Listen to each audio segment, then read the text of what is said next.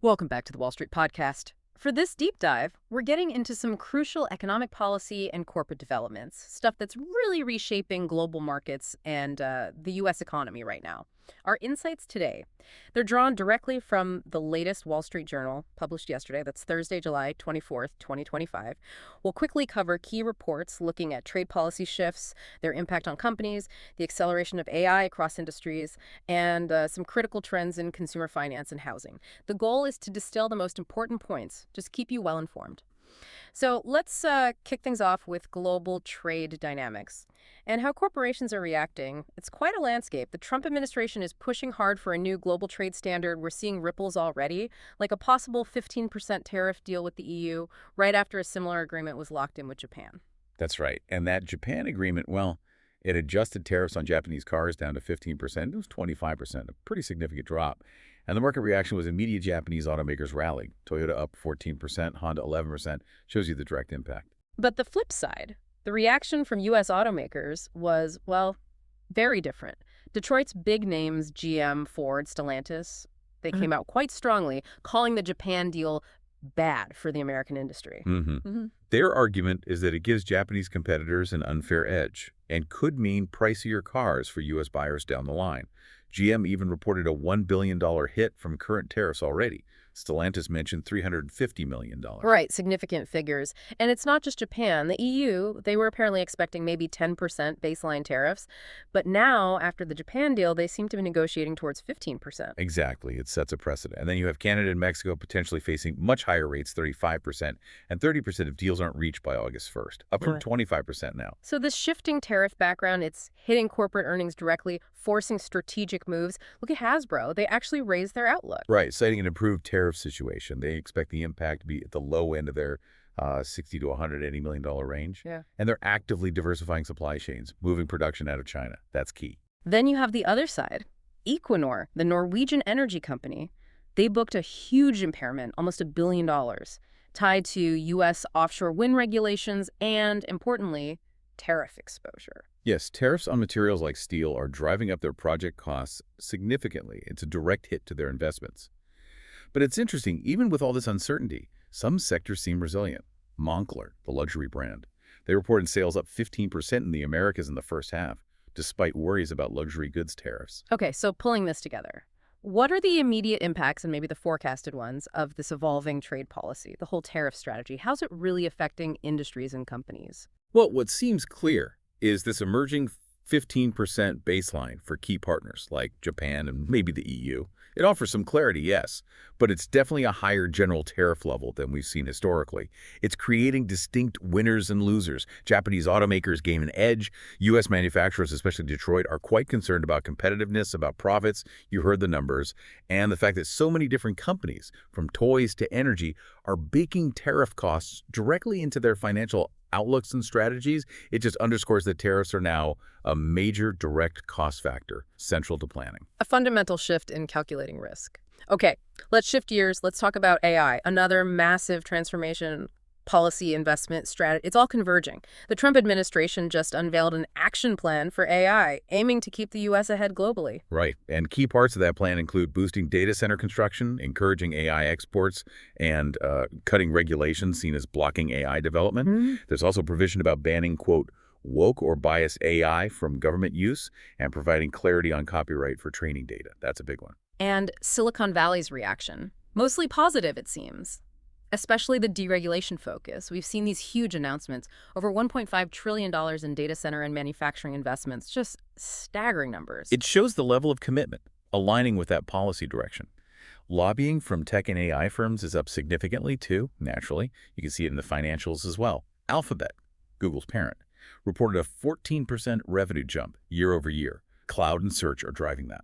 But, and this is important, it's tempered by massive AI spending. Their capital expenditure forecast for 2025, up 13% to $85 billion. $85 billion. Wow. Yeah. And they need to spend that, right, with challenges to their search business from things like ChatGPT. Exactly. They're investing heavily to compete and evolve. But it's not just the tech giants. Look at Walmart. They hired Daniel Danker from Instacart. His title, Head of Global AI Acceleration, Product and Design, reporting directly to the CEO. That sends a signal. AI is central to their strategy, and they're using it internally too, like for scheduling. Yes, automated scheduling for store workers. Reports say it saves managers almost an hour a day. That's real efficiency.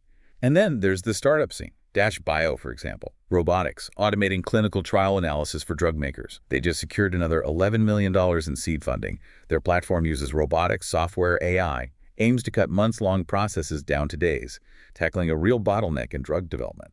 So we have government policy pushing AI forward and corporations making huge strategic bets. How exactly is this convergence shaping AI's future, its adoption?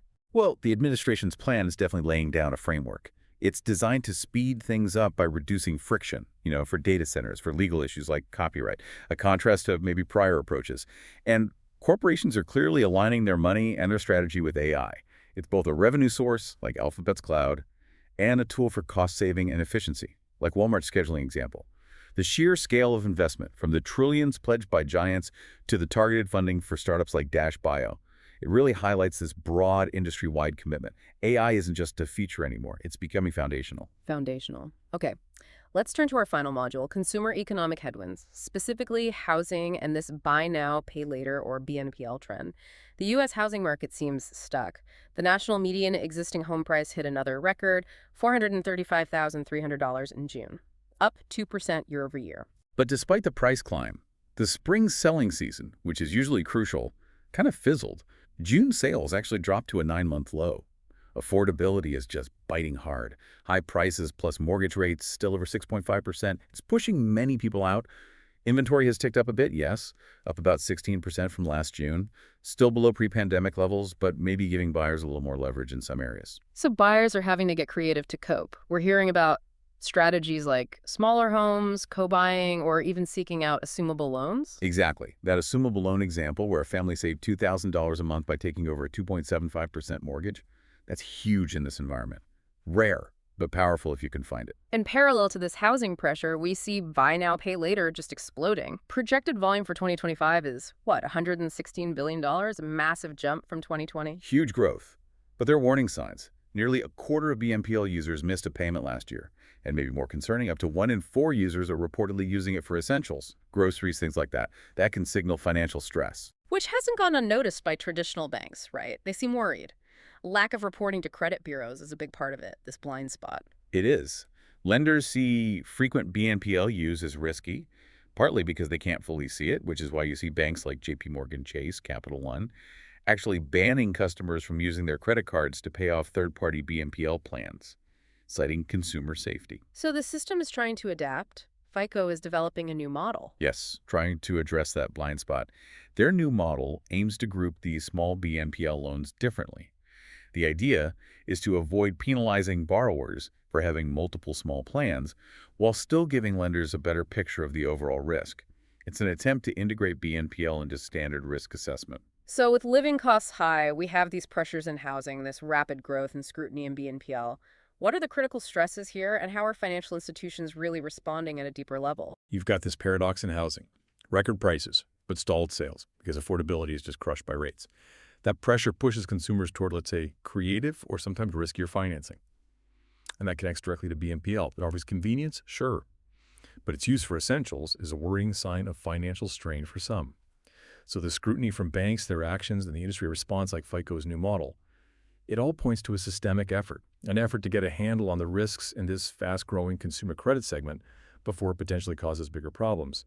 The financial system is definitely trying to adapt. Right, trying to catch up with shifting consumer behavior. Okay, so this deep dive covered quite a bit. The complex effects of trade policy shifts, the huge changes driven by AI investment and policy, and these critical trends in consumer finance and housing, these are really dynamic, interconnected areas, definitely demanding close attention if you're navigating today's economy.